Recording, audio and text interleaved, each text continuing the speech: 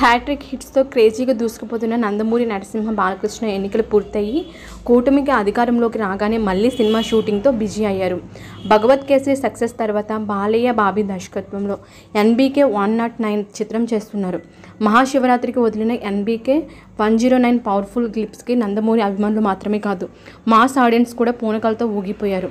అయితే June 10న Balayya birthday రోజున NBK 109 title వదులుతారని ప్రచారం జరిగిన మేకర్స్ ఓ పవర్ పోస్టర్తో వదిలి టైటిల్ ప్రకటనను వాయిదా వేశారు. దాంతో నందమూరి అభిమానులు కాస్త డిసప్పాయింట్ అయ్యారు.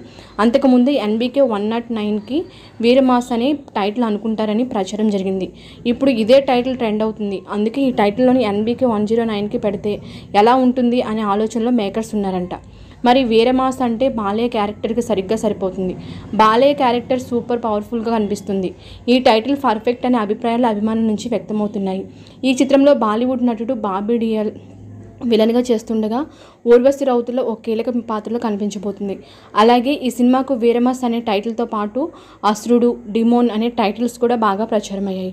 ఓకే అండి, వీడియో నచ్చితే లైక్ చేయండి, షేర్ చేయండి, కామెంట్ చేయండి, ఛానల్ సబ్స్క్రైబ్ చేసుకోండి.